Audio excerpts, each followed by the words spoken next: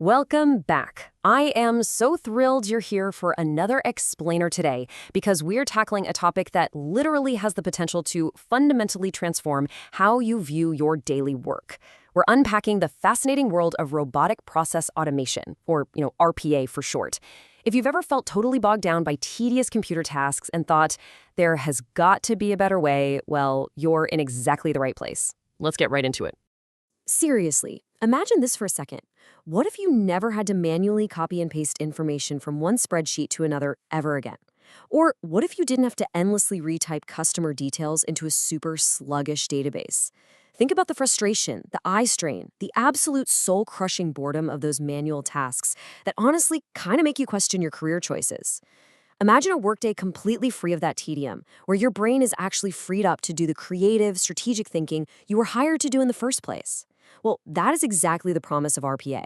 Okay, let's quickly look at our flight path for this explainer. First, we'll meet your new digital workforce. Then we'll explore exactly what they can do. After that, we'll compare human versus digital labor, figure out how to spot automation opportunities in your own day, and finally, break down the 4 types of RPA. Let's dive in. All right, section 1. Meet your digital workforce, or as I like to call them, your new digital colleague. Now, I really want you to shift your mindset here for a second. Don't think of RPA as some abstract, insanely complex tech buzzword that only IT specialists can wrap their heads around. Think of it more as a highly accurate, very fast digital colleague.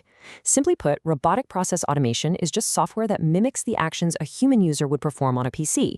It does it at scale, and it does it for higher efficiency and accuracy. The absolutely crucial point here is that this software sits right alongside your existing infrastructure. There's no way you need to rip out your old legacy systems or undergo some massive, multi-year, complex integration. These digital workers use the applications the exact same way you do. The entire magic of RPA really comes down to this one phrase: mimic the actions a human user would perform. And honestly, the best part? These bots are controlled by you, the business user. You can essentially train these robots, just by configuring them, to follow the exact step-by-step repetitive processes that you do every single day. Moving on to section 2. What can RPA actually do? Let's check out the superpowers of this virtual workforce. Think about your own inbox and your file folders right now. A digital worker can seamlessly send and receive emails, read data right out of the headers and the body, and even open attachments. And from there, it can perform insanely fast file processing. We're talking creating, copying, moving stuff to a secure folder, or securely deleting files, all without a single human click. It's wild. And it goes way beyond just managing emails. RPA deeply interacts with Microsoft Office.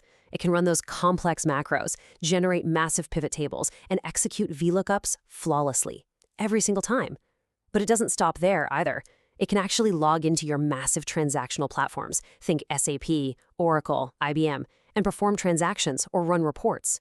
It can even open up a web browser, navigate to a specific website or app, and operate it just like you would. So if we summarize the core actions, RPA really powers true end-to-end automation. It performs complex transactions, following pre-programmed logic to do things like clear payments or create purchase orders.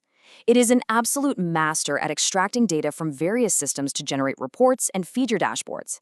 It handles intensive data analysis to make rules-based decisions way faster than any human ever could. And super impressively, when you pair it with other tools, it can even recognize and digitize unstructured inputs. I'm talking pulling data off a scanned paper invoice, converting speech to text, or even detecting objects inside an image. Okay, section 3, human versus digital labor. We are looking at the literal evolution of work here. Let's look at how this plays out in reality. In traditional human labor, a worker's day is completely crammed with simple, repetitive tasks, right? Leaving practically zero room for strategy. But in the new digital reality, that simple work is routed directly to a server of digital workers. The bots basically devour the busy work. This means the human only has to step in to handle the rare exceptions, reclaiming massive blocks of time for high-value strategic thinking. And the business benefits of this shift? They're absolutely massive across the board. On the top line, because bots are so much faster and make fewer mistakes, you dramatically improve service, which naturally reduces customer churn. You get a faster time to market, and you can even improve your cross-selling. But honestly, the bottom line benefits are just as impactful. You significantly lower your cost to serve and lower your overall operational risk. Plus, and this is a huge win for industries like finance and healthcare, because bots do exactly what they are programmed to do every single time, they create a flawless audit trail. This heavily drives compliance for incredibly strict regulations like HIPAA, the SEC, or Sarbanes-Oxley. Which brings us to Section 4, spotting automation opportunities. Think of this as your personal hiring playbook. Now, as we go through these criteria, I want you to mentally flag your own department's bottlenecks. First up, is the task rule-based? Does it follow a predictable sequence or standardized decisions? Things like standard HR onboarding or inventory management are perfect for this. Second, look at volume and frequency. Are there tasks that eat up a massive amount of employee hours just because they happen constantly? Third, error-prone activities. Look, if a human is manually copying data between systems or doing data reconciliation, eventually they are going to make a typo. Bots don't. And fourth, repetitive tasks. Highly repetitive data entry or report generation, that should immediately be handed off to a bot. But wait, there is more. Check your tasks against these additional criteria too. Are they data intensive? Handling massive amounts of data from 50 different sources is literally a perfect job for a robot. What about customer-facing tasks? Now, I don't mean complex problem solving. Humans are great at that. I mean routine form filling or responding to the exact same common queries over and over. Automating those frees your human team up for deep, meaningful customer interactions. You should also look for cross-departmental processes where automating can bridge the gap between those clunky, siloed systems. And finally, just look at the sheer cost and time savings. If automating a specific task saves your organization hundreds of hours a month, it is an absolute prime candidate. All right, final section, Section 5. Let's break down the 4 types of RPA, or the different classes of digital workers. So just like you and I have different job titles and specific skill sets, the automation landscape is basically broken into 4 distinct quadrants. We've got hybrid RPA, cognitive RPA, unattended RPA, and attended RPA. Let's break down exactly what each of these digital workers specializes in so you know who to hire. Here is your cheat sheet. First up, attended RPA. Think of this bot as sitting right on your desktop, assisting you in real time. It actually requires human input to start. Imagine a customer service rep triggering a bot to automatically pull up a bunch of client data across 3 systems while they're actively talking on the phone. Very cool. Second, unattended RPA. This is your heavy-lifting back-office workhorse. It runs completely autonomously in the background, without any human oversight, executing scheduled batch processes like a massive data migration that runs at 2 a.m. Third is hybrid RPA.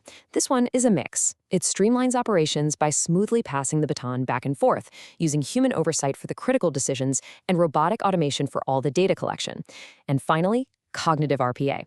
This is where AI and machine learning step into the game. Cognitive bots can actually handle unstructured data, understand natural language, make intelligent decisions, and, get this, they continuously learn and improve over time. It's a real game changer. Well, we have definitely covered a lot of ground today in this explainer, from the definition of a digital colleague all the way to the specific criteria for hiring one. So I want to leave you with one final provocative question. Which of your daily, repetitive processes are you going to hand over to a robot? Seriously, use the playbook we just discussed, reclaim your time, and get back to the high-value work you were actually hired to do. Thank you so much for joining me today. Stay focused, stay curious, and I will see you next time.